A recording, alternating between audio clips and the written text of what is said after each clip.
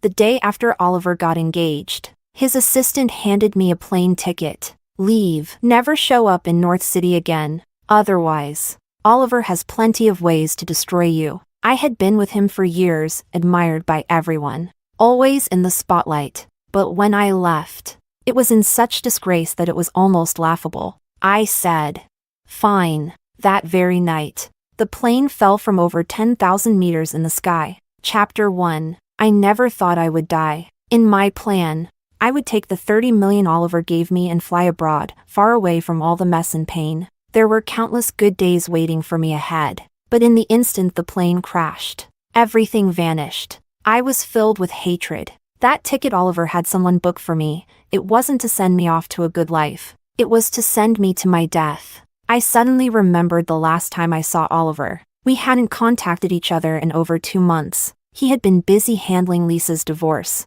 taking care of her and her daughter from a previous marriage, so busy he almost forgot he still had a girlfriend. He cleared 1 hour from his schedule and came to my place. Well, not exactly my place. It was in the most luxurious part of North City, where every inch costs a fortune. If not for Oliver, I'd never have had the chance to set foot there. Not long ago, we had still been lying in bed together, his arm around my waist. I'd playfully scratched his back, leaving faint marks. But strangely, just a little time apart had turned us into strangers. We sat at opposite ends of the table, so far apart. He asked, "What do you want?" A blunt question. I didn't bother being polite. 3 years of my youth, I asked for 30 million. I admit, I once loved him, but all that love disappeared the moment I realized I was just a substitute. He nodded and said, "All right." His tone was cold. "But you can't stay in North City. She doesn't like being in the same place as you." Ha! What could I do? Of course I had to lower my head. If I refused, Oliver had 100 ways to get rid of me, and I'd end up even more humiliated. He named a city. "I have property there. Pick any one you like. I'll give it to you." So generous. I smiled. "Sure." He nodded again and asked, "Let's never see each other again. Can you do that?" My existence clearly bothered their perfect engagement. "Of course," I replied. "I'm an orphan. 3 years ago, I finally finished university. I heard North City was full of opportunity, so I came. I worked a few days as a model. I liked it, enjoyed it, but then I met Oliver. He pursued me fiercely for half a month, and then we were together. He didn't like me being too visible, so I kept shrinking my social circle. Eventually, I had no one but him. Everyone I knew was through him, not mine. I had no ties here. I couldn't wait to disappear and never see him again. But life had other plans. Even in death, I saw Oliver again, though he couldn't see me, because I was already just a soul. Chapter 2. In life, I loved being beautiful. Before boarding the plane, I had my hair styled and put on light makeup. I hadn't worn light makeup in years, because Oliver didn't like it. Back then, I was naive. Everything I did was to please him. Later, I learned that what he really disliked was me not looking like Lisa, because only when I wore heavy makeup, extended eyeliner, and dazzling eyes did I resemble her most. Everyone knew Lisa, film queen, with cascading waves, bright eyes, red lips, a national obsession. And now, perhaps heaven took pity on me. I remained just as I was before death. Not a single wound. Standing in Oliver's office, I studied myself in the mirror for a long time before finally letting out a relaxed sigh. I glanced around. Here, and there, we had done it all. Too many memories, none worth recalling. Finally, my gaze landed on Oliver. He was only 27, young and already holding both power and fortune. His greatest failure in life? Watching the woman he loved most marry someone else. But now, the broken mirror was mended.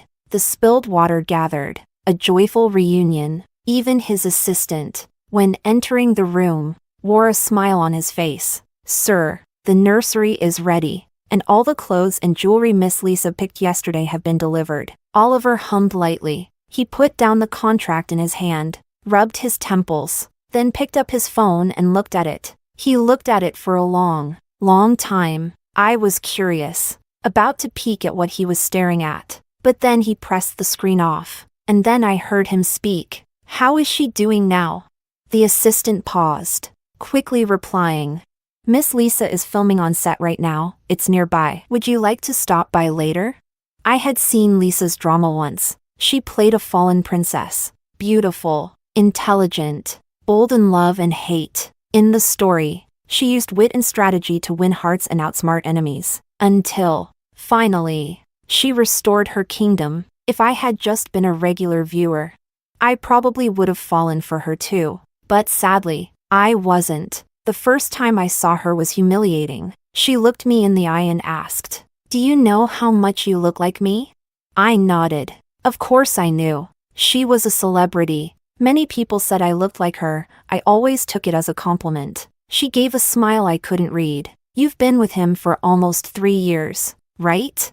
I said yes. Then she raised her brow slightly. "Let me tell you something. 3 years ago, he already loved me." How ironic. I had been with him for 3 years. No one ever told me. I stupidly played the role of a stand-in for so long. Of course, it wasn't until later that I found out every script Lisa starred in had first been carefully selected by Oliver, then delivered to her through back channels. He couldn't bear to let her face any failure. Under his protection, Lisa's acting career had been smooth and effortless. And me? I had nothing to show for it. For all these years, I looked glamorous, but in the eyes of the world, I was nothing more than that woman beside Oliver. Chapter 3. After the assistant finished speaking, Oliver remained silent for a long time. He tapped his pen lightly on the desk. Finally, he spoke. "She should have arrived by now, right?" The question was strange, almost meaningless. But the assistant, ever composed, reacted quickly. He glanced at his watch. "Yes, she should have." I understood. Oliver was asking about me. How touching. He still had a bit of conscience left. But sadly, I never made it across the ocean. Last night, I died. Oliver, hearing the response, didn't react. He just turned his phone screen on again. This time, I was standing right beside him and could see it clearly. The screen showed a chat between me and him. I saw it. Half an hour ago, he had sent me a message on WeChat. "If you run into any trouble, you can always contact my assistant." If this had been before, I would never have gone more than 30 minutes without replying to him. Oliver, still staring at his phone, let out a cold laugh, then leaned back in his chair. "Good. Has she contacted you?" The assistant shook his head. "No, after I gave her the plane ticket that day. We never saw her again." Oliver fell silent. His face was blank. But for a moment, the air around us seemed to freeze. The assistant hesitated, then asked cautiously, "Sir, should I give Miss Zoe a call?" Oliver raised his eyes slowly. His gaze was calm, unreadable. After a long pause, he said, "No need. Don't ever update me about her again." After saying that, he looked at our chat window one last time. It was silent. Still no reply. His finger hovered above the screen for a moment. Then he deleted all my contact info. Chapter 4. Watching that, I finally understood. He hadn't been worried about me at all. Those 2 questions were just a final courtesy. His way of officially cutting ties. I was furious. How could I die just like that? I'd planned to block him myself the moment I landed and moved into the luxury villa he offered me. But now, he beat me to it. How boring. Thinking that, I raised my foot and kicked Oliver's leg. Back when things were good between us, Oliver treated me well. He wasn't arrogant. And I had a habit of pushing my luck and throwing little tantrums. If he upset me, I'd kick him, just like this. So this move came to me naturally. But the difference now? Back then, if I kicked too hard, I'd hurt myself a bit. Now, I felt nothing at all. I couldn't touch him, which only made me angrier. After the assistant left, Oliver went back to work for a long while, and during that time, I tried to walk out of his office. But before I could even touch the doorknob, I was pulled right back to his side. After 2 tries, I understood. I couldn't go far from Oliver. Maybe because he was the one who indirectly got me killed. Too bad I wasn't some vengeful ghost. At least then I could haunt him properly. Just as I was thinking that, a voice suddenly echoed in my mind. Finally found you. I froze. Who are you? I'm from the underworld. Our department's having some technical issues. Everyone who died in your plane crash is currently stuck near the people they were closest to in life. I quickly spoke up. Then please take me now. Oh, and I still have lots of money left unspent. Can I transfer it to my next life? Heaven knows how badly I wanted to be a real rich woman in my next round. The underworld agent hesitated. I'm not really sure about that, but since you died tragically, at least you can look good when you die next time. Fine then, just take me away now. I'm ready to reincarnate. Can't yet. We have to wait until your funeral is held. Why? Your soul's still bound to this world. Once the funeral's done, that bond will be broken. Everyone else's funerals have already started. You're kind of pitiful. Seems like no one really cares that you died. Talk about a stab to the heart. After saying all that, the voice disappeared from my mind. I sighed and ran through all the people I knew in my head. In the end, I realized something. I was probably doomed to be a lonely wandering ghost forever. A long while passed before Oliver finally left his office. 2 minutes earlier, Lisa had called him and asked him to pick her up. I followed him downstairs and got into the car. I didn't look at Oliver. I was too busy watching the world outside the window. Skyscrapers, traffic, neon lights, the city glittered like a dream. I won't lie, it hurt. To think my vibrant youth ended like this. All because of one failed love story. It was just too much to swallow. And worst of all, that $30 million breakup fee, I didn't even get to spend a cent. It was too cruel. Tears welled up in my eyes. Once we arrived, Oliver got out of the car. A moment later, Lisa walked out and threw herself into his arms. Oliver froze a little, then smiled faintly. How are you feeling? Tired? Lisa nodded, then began to tell him about her recent work. Her voice was lovely. Even the most mundane things sounded captivating coming from her mouth. They held hands, fingers intertwined, wearing matching engagement rings. Lisa had been in countless hit dramas and popular pairings over the years, but watching her with Oliver now, I had to admit, they really did look perfect together. Just then, someone else walked out from inside the building. As they walked, they chatted. Did you see the trending news? A plane crashed last night. Over 100 people, no survivors. Yeah, I saw. I was actually supposed to be on that flight. Tickets were booked and everything, but I landed this role last minute and stayed. I swear, I've got a guardian angel watching over me. Chapter 5. I perked up instantly. Oliver, to be fair, was a generous man. If he found out I died, there was a good chance he'd actually throw me a funeral.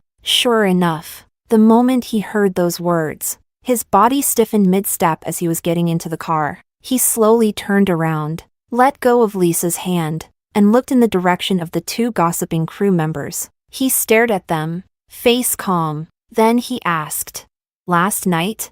The 2 nodded. Yeah, that's right. Oliver was about to ask something more, but Lisa suddenly stepped out of the car and walked over, wrapping herself around his arm like a spoiled kitten. You never care about things like this, she said playfully. I'm starving. Let's eat first, okay? Just moments ago, Lisa had kept her distance and was wearing sunglasses, so the 2 women hadn't recognized her. But now that she'd spoken, they froze for a second. Then their faces lit up with excitement. Lisa, yeah, this must be your fiancé, right?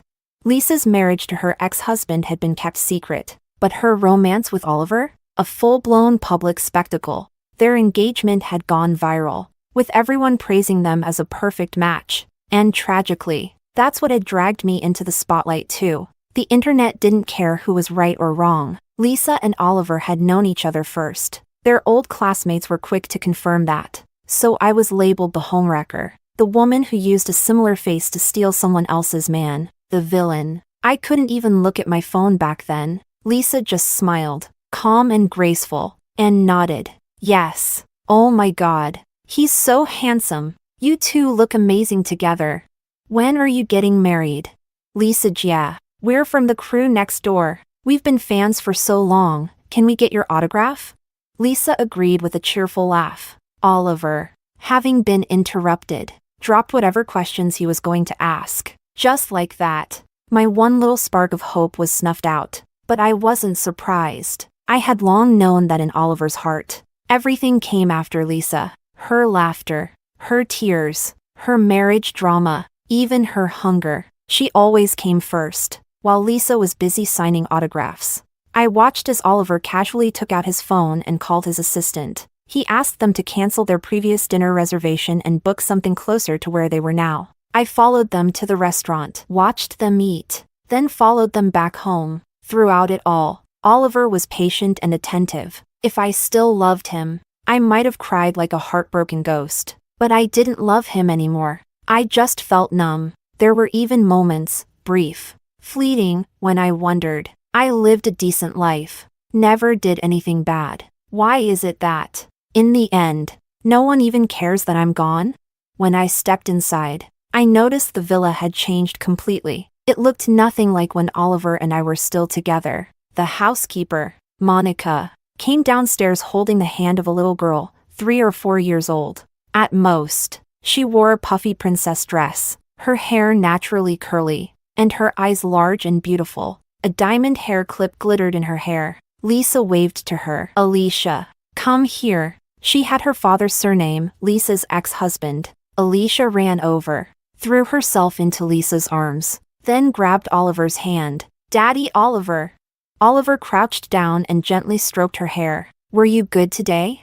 Such a happy, wholesome little family. Who would have guessed that the all-powerful Oliver, the fearsome CEO, would one day lower himself to raise someone else's child for love? Alicia nodded enthusiastically. I was. Right then, the doorbell rang, sharp and jarring, shattering the moment. Monica went to open it, and returned a moment later holding a package. She glanced at Lisa, hesitating, then finally spoke. This seems to be from Miss Zoe. A wave of buried memories flooded back to me, the ones people tried to forget after I died. Oh, right. Before I left, I mailed Oliver a box. There were 2 things inside. The moment that box appeared, the villa fell into silence, until Alicia, still in Oliver's arms, burst into tears. She pointed at the package. Throw it away. That's from the bad lady. Wah! Her outburst sent Lisa into a panic. She lowered her head and gently coaxed her daughter. Okay, we'll do what you say. Mommy will throw it away right now. Then she shot Monica a look. Monica understood, her expression uneasy. She looked at Oliver. Sir, the man lowered his gaze, staring at the package in her hands for a long moment, then finally said, Throw it away. Monica sighed, turned around, and left. When she came back, her hands were empty. Lisa looked at her and casually commented, That little stand-in of yours really doesn't know when to quit. I gritted my teeth and cursed. Damn it. She was right. I was a ghost that wouldn't go away. I was the clingy little substitute. Let's see them try to call an exorcist and drive me out for good. Chapter 6. Oliver's expression didn't change at all when he heard those words. He didn't refute them either. He simply said, Is that so? Lisa smiled slightly, gestured for Monica to take Alicia back to her room, then nestled herself into Oliver's arms, her tone tinged with melancholy. Alicia is adorable, isn't she? If only she were really your daughter.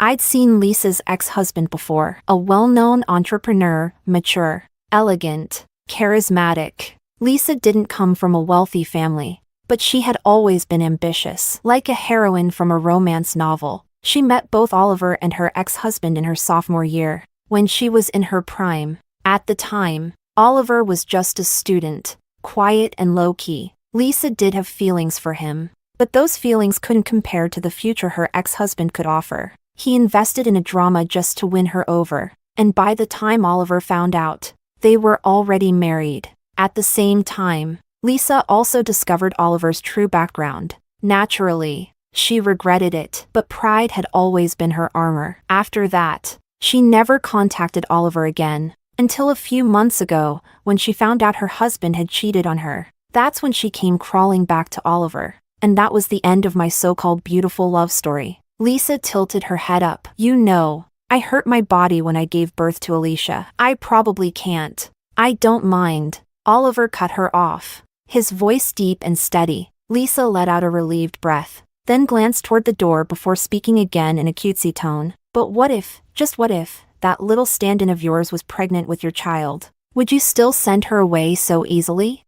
Oliver frowned. I don't deal in hypotheticals. Oh, come on. Humor me. I want to hear what you'd do. What would he do?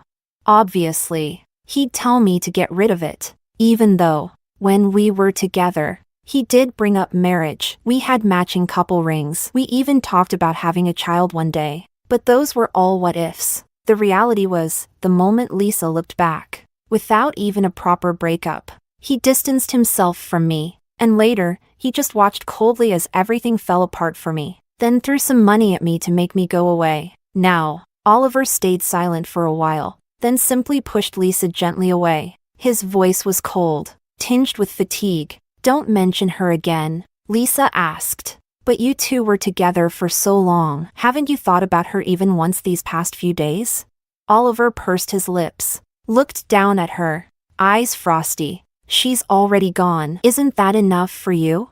Originally, Oliver had planned to send me away before their engagement, but Lisa disagreed. She should attend the engagement party. She'd said, after all, she was with you for years. Shouldn't she be there to witness it? Because of that one request, my departure was delayed by half a month. At their engagement banquet, I sat in the audience and watched everything unfold. And as fate would have it, Alicia was seated right next to me. She looked at me and called me sister in the sweetest voice, asking me to help her with some food. But the moment I lifted my chopsticks, she fell off her chair. A broken glass cup cut into her arm, and she cried out loudly, "Sister, why did you push me?" Everyone looked at me with contempt. They thought, what a vicious woman, failed to climb the ladder, and now she's trying to hurt a child?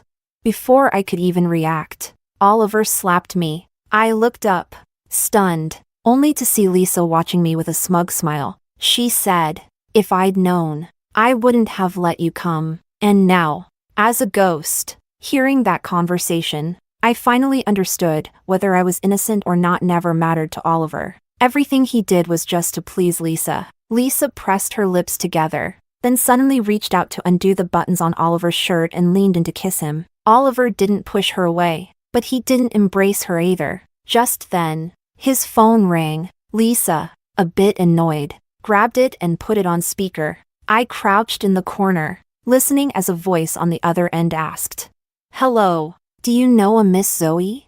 Oliver's eyes shifted slightly. He was about to respond, but Lisa cut in first. "No, I don't." She hung up and blocked the number immediately, then powered off the phone. "I don't care what it is. I finally have a moment to relax. No matter how big the emergency is. You're staying with me today." Then they went upstairs. Chapter 7. Fortunately, the distance wasn't too far. I could still move around freely downstairs. I didn't have to follow them upstairs. And so, I stayed by Oliver's side for many more days. The first day, they went to see a movie together. It was an older film. Lisa had picked it. Oliver didn't pay much attention throughout. He was busy texting his assistant. After the work updates came in, the screen showed, "The other person is typing," for a long time, but no message followed. Oliver frowned and typed, "You want to request time off?" The assistant replied quickly, "No,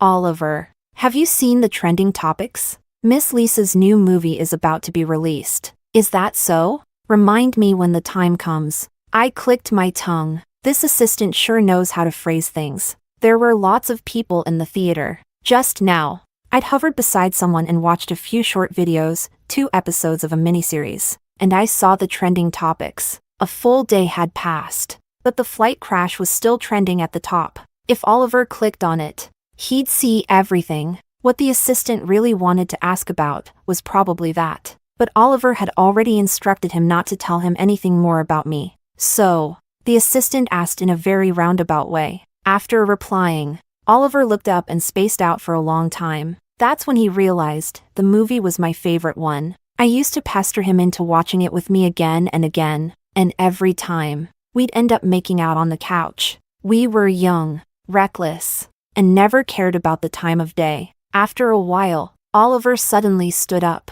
Lisa, wearing sunglasses and a hat, whispered, "What's wrong?" "I'm stepping out for a bit." He left the theater, then the entire mall, and somehow ended up standing outside, chain smoking, covering the ground with ashes. The next day, Lisa went to the film set. Alicia had a fever. It was Oliver who took her to the hospital himself. After finally calming her down, Oliver stood in a corner, staring out the window, lost in thought. A couple of nurses walked by, unaware of his presence, chatting casually. "That little girl with the fever. She was here a few days ago. Remember?"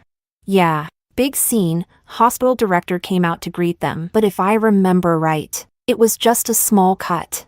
"Who knows? Kids cry over anything. But I remember there was a young woman with them, hanging back. They said she hurt the kid on purpose." "I know who you mean, really pretty, right?" Cursing under her breath about bad luck while mentioning a Rolls-Royce. Then she started crying. I even handed her a tissue. She was polite, thanked me, didn't seem like a bad person at all. Chapter 8. Yes, that person was me. I agreed to delay my departure and attend the engagement party. The condition? A Rolls-Royce. 2 of them. I was terrified of being poor again. During those 2 months when Oliver deliberately distanced himself, I had tasted the bitterness of isolation. After being slapped that day, I almost exploded on the spot. But the thought of those luxury cars made me hold back. Besides, I truly had no way to fight them. At that moment, Oliver stood nearby, and when he heard this conversation, he actually chuckled a little. But the next second, his smile vanished. Because the other nurse continued speaking, I just remembered. I saw her before that. I was delivering something across the hall and saw her coming in for a prenatal checkup. I can hardly describe Oliver's expression in that moment. His lips parted slightly, his back hunched, and his hand, hanging at his side, curled into a faint fist. His face looked lost, blank. Then, Alicia's voice came from inside the room. She said, "Oliver, Daddy." Oliver walked in. He stood at the bedside, looking down at the feverish little girl, and suddenly asked, "That day, was it really that pretty sister who pushed you?" Alicia was just a small child, and she was feeling awful. She stammered for a long time, trying to stick to her story, but in the end, she couldn't hold it together anymore. Her lips trembled, and she finally admitted, "It was me. I fell on my own." That night, Oliver stood outside the hospital room, staring at the obstetrics department across the courtyard, for the entire night. Looking at his back, I suddenly remembered something, too. I had been pregnant when I died. The reason I agreed so quickly to leave, aside from being blinded by money, was because I wanted to have that child. If Oliver had known, he never would have allowed it. Not because I loved him, but because his genes were good. I had it all planned out. With the money he gave me, I could raise a child alone. Life would be beautiful. As dawn broke, he made a call to the hospital director. When he hung up, he already knew I had left pregnant. He pocketed his phone, leaned against the wall, and let out a short, bitter laugh. "Zoe, you really are something." Chapter 9. 2 minutes later, I saw him skillfully enter a string of numbers. It was my phone number, but for some reason, he hesitated and didn't make the call right away. After a long while, he finally opened WeChat, found my contact, and tapped Add Friend. I didn't quite understand what he meant by that. Was he trying to force me to abort the baby? Sigh. There's no need to force anything anymore. I died with the child. 2 lives, gone in one instant, utterly clean. That very afternoon, Alicia was discharged from the hospital. But Oliver didn't stay home to watch over her, nor did he go to the office. Instead, he drove to the place where I used to live. It was the apartment he had given me after our breakup. He never brought it up again, so I had simply sold it, at a high price. Too, I had been thrilled for days. But now, I watched with my own eyes as he entered the passcode and opened the door. What? He walked inside. The interior hadn't changed. Everything was just the way I'd left it. Turns out, he was the buyer all along. Was he really that fond of this apartment? He gave it to me, and then bought it back himself. Rich people and their logic, I honestly don't get it. He walked around the place for a while, then finally sat down. A call came in. It was his assistant. "Sir, I've confirmed the time for your wedding photo shoot. It's the day after tomorrow. If that still works for you, I'll inform Miss Lisa." Oliver was silent for a long time. He didn't say a word. I was tired, too, and sat on the other end of the sofa. The next moment, Oliver's gaze suddenly shifted and landed right on me. I froze for a second. I almost thought he could actually see me, but then he slowly looked away and finally spoke. "Cancel it." "Aw, but I checked. Both you and Miss Lisa are free that day. Should I move it to next week?" By now, I already knew. Their wedding was scheduled for 2 months from now. No wedding photos at all. I couldn't quite read Oliver anymore. After a pause, he spoke again. "Book me a flight. I'm leaving tonight." As those words fell, it was as if something had finally clicked for him. He leaned back slightly, and for once, there was a hint of softness in his expression. He said, "I'm going to find her. She left in such a rush, we still had so much left unsaid. Do you think she'll blame me for being so heartless back then?" I froze. Was the her he was talking about me? Oliver sighed, gripping his phone tightly. He had always been cold and composed, rarely this open. These few sentences, this level of vulnerability, were unheard of from him. He had always believed Lisa was the love of his life, but in these past few days, he'd come to realize maybe it was all just obsession. He couldn't afford to lose Zoe and their child just because of some unreachable fantasy from his youth. Chapter 10. However, his assistant didn't immediately respond. After hesitating for a while, he finally said, "Oliver, Miss Zoe, she passed away a few days ago. That flight, it crashed."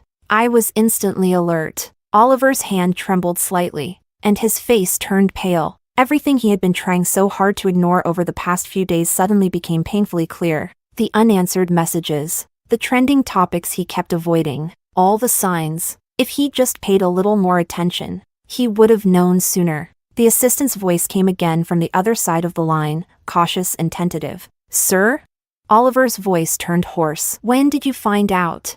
"Not long after it happened." He paused, then added, "On the day you told me not to inform you about Miss Zoe anymore." I nodded silently. That was true. I could vouch for the assistant. Oliver had always been cold and decisive. Once he made up his mind, his subordinates followed orders without question. And honestly, in the assistant's eyes, I didn't matter much to Oliver anymore. He probably thought Oliver would never ask about me again. Why risk offending the future Mrs. Oliver over someone already dismissed?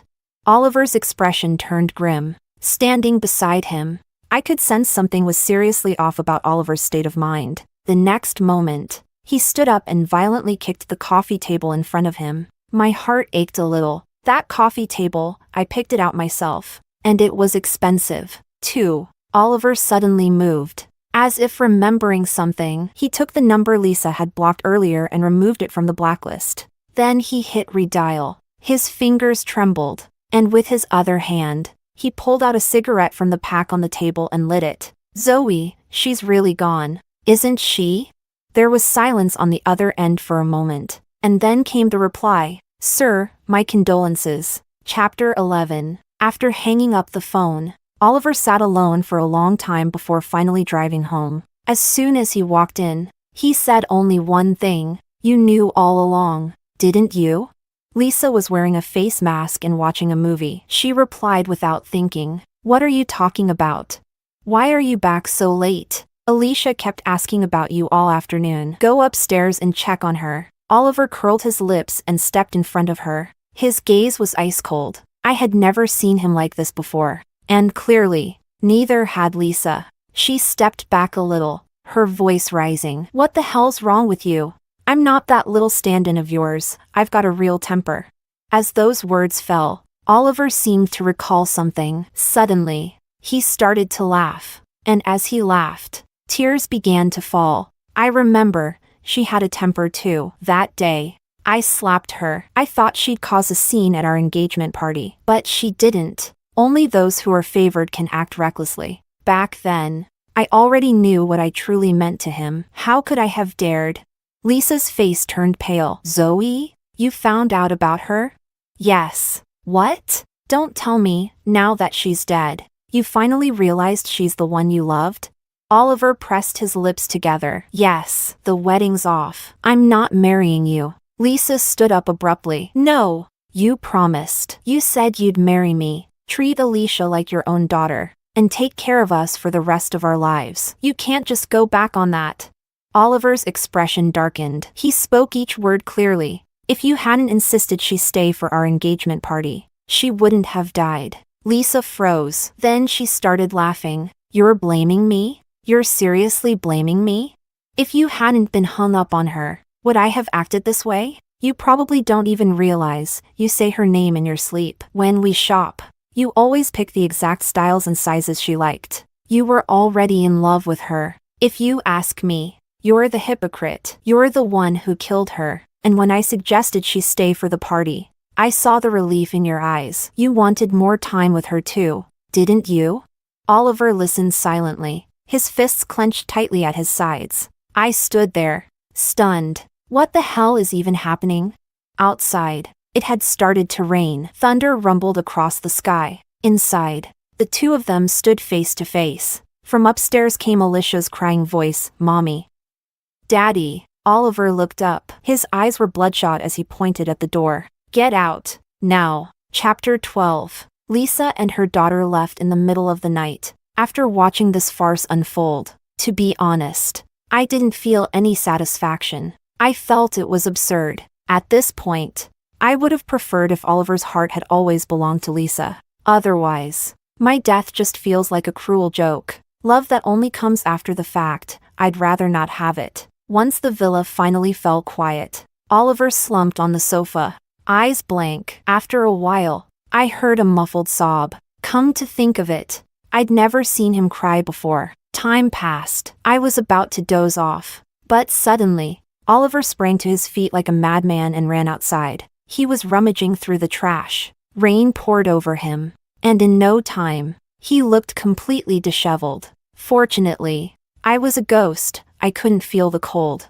He muttered to himself. Where is it? I made a mistake. I shouldn't have thrown it away. Oh, so he was looking for the package I had sent him. He searched the entire night, but he didn't find anything. By dawn, he sat at the doorstep, utterly defeated. Thankfully, this was a private villa community, and no one saw him in that state. Monica hadn't stayed overnight. When she arrived the next morning, she was startled. Sir, what happened to you? A faint spark returned to Oliver's face. He said, the package she sent. You threw it away, didn't you? I can't find it. Monica froze, her expression shifting. After a pause, she replied, actually, I didn't throw it out. Oliver looked up, eyes suddenly glowing. Where is it? Monica walked toward her room, and Oliver followed behind. Step by step, she sighed. Miss Zoe was a good girl, pure-hearted. She went so far away all on her own.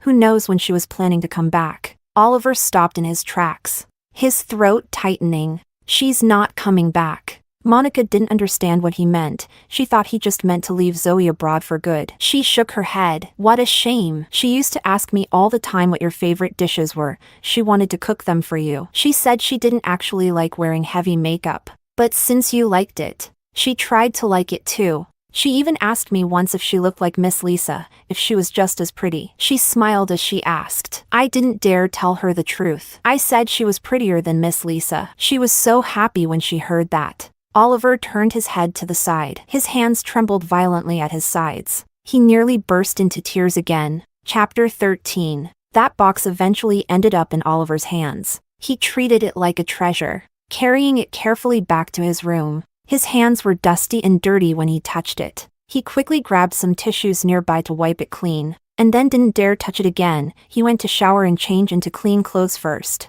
That was probably the longest shower he had ever taken. Watching all this, I felt bored. When someone dies, it's like a light going out. Everything becomes meaningless. When he finally opened the box, his expression slowly stiffened. Inside, there was a wedding invitation for their engagement party. I had written a sentence on the back. The wedding candy tastes awful. I didn't push her. Go to hell. Well, in the end, The one who died was me. I guess it counts as receiving karmic retribution for my bitter words. There was also a pair of matching rings we had made together. His had long been lost, whether intentionally or not. I didn't know. He rarely wore it anyway. I later found it in the bushes downstairs near my building. Now, I returned it to him, placed alongside mine. After all, he paid for them back then. Returning them was just setting things right. Oliver stared at them for a long time before he finally lifted his hand and took off the ring from Lisa. Then, he put on the one from the box. After that day, he sank into a long depression. News of him calling off the engagement with Lisa spread quickly, and soon after, she was exposed for mistreating new actors and acting like a diva. Her public image plummeted. This time, Oliver didn't help cover things up. He even said, "Pour more fuel on the fire. Men can be terrifying." Days passed, but he still hadn't thought of arranging a funeral for me. Even the staff from the underworld couldn't help but urge me, "Should I try speaking with someone upstairs and get permission for you to say a word to him?"